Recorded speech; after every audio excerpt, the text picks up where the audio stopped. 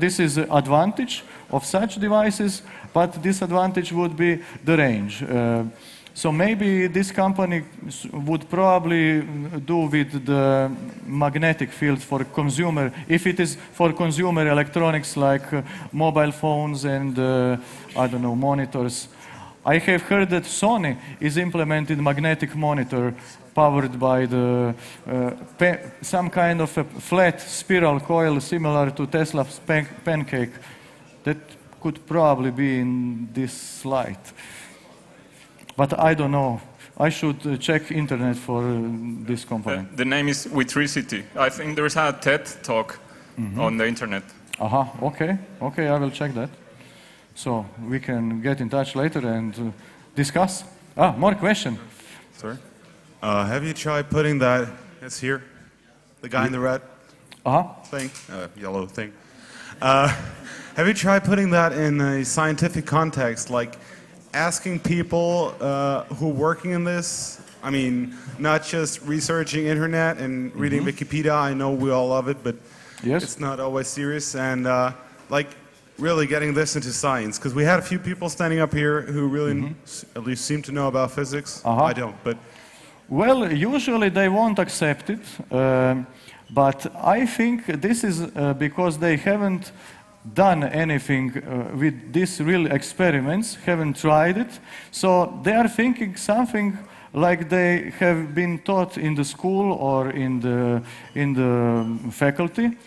And one of the common error was, if we are pushing the current here, we should get some magnetic fields similar to that current, so we will have dipole radiation, etc., etc. But yes, if we not are using the resonance, in quarter wave resonance, if you have seen this, this thing getting bigger and smaller, some kind of different kind of geometry of the wave in the space is created. And this is not the same. So resonance is something like division by zero in that scientific sense, so they stop thinking when they get resonance. Resonance is even not used in many of power devices.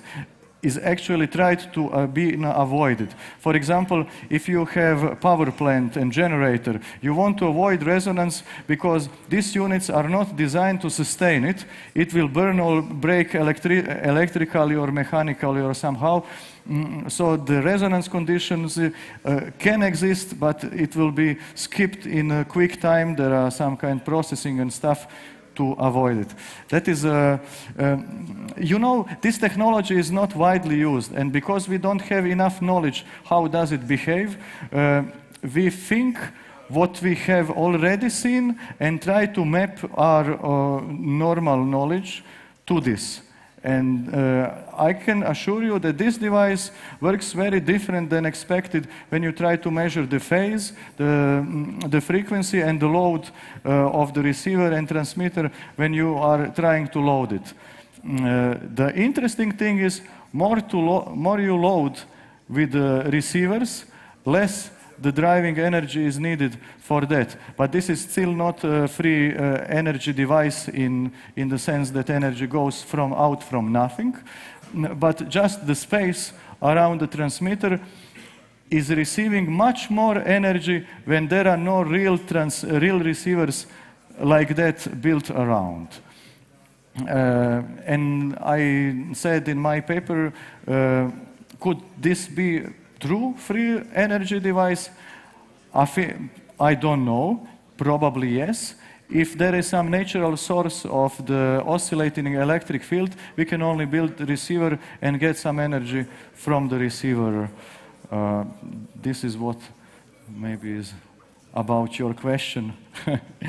But yes, the scientific community usually doesn't accept many of that, but the simulation is okay. Simulation works on the Maxwell equations. This is nothing wrong with that. You know, if simulation shows the reception of the energy, and the simulation and the experiment are very in accordance. So if the simulator says this is going to resonate in, I don't know, 700 kilohertz, when you build your device, you get 705 or something like that. It's really good simulation, and the simulated effects are correct. So this is all done with the normal physics. They should accept it, but you know, it's just a way of thinking. People usually want to think about simplifying device. They never account Earth as a planet or soil as something that could participate in the transmission. They think like everything is away in space, and we have only these two and nothing else from that. The simulation program takes account of the Earth. So everything which is below this Y level is Earth, and it has properties different than the air above. Any more question? Yes. Did you bring your experimental hardware with you? So No, the experiment was not brought, but probably we will try to do something at the workshop if the people from CCC manage to buy wires and the forms like that. I will try to build something from that to observe the effect, to get the LED light as well.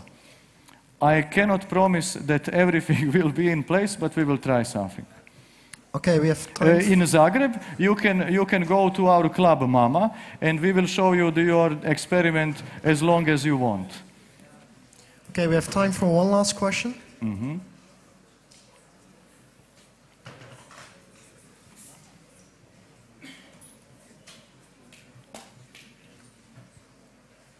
Okay, any more? Just one person going to the mic. Uh-huh.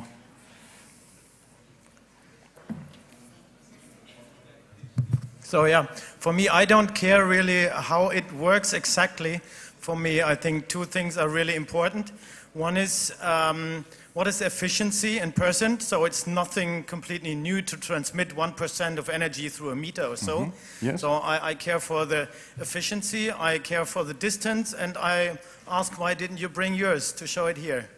Okay, I went with a plane, and this kind of baggage, like a high voltage generator and stuff, will probably not be accepted. One of guys have lost the screwdriver in order to probably attack the pilot or something. So that is why I haven't brought the experiment, but there is no problem with the experiment. Really, I'm not the only one doing that. Efficiency in this one, because I have heating in the wire gets heated and it gets about half of the power converted to heat. We cannot do anything to that. And we have second half. From the second half, there is 1/4 radiated as the normal radio wave. So this is as well lost. So we have 25%, only 25% efficiency in the air of the, or in the air, in the ground of this device. We have 1/4 of the energy transmitted over, and this device as well does the same one again. So it's 1/16 of the energy that goes to LED from the transmitter. This is because the examples are small. It's only for you observing the effect. When we are going bigger and get this device high about 10 meters, if we can trust the Tesla's papers, we can have Earth in much better condition, and then the distance is no problem. It should be any distance on Earth. It should be about 150 kilowatt transmitted of the energy, and no problem with the distance. Of course, no problem with the losses.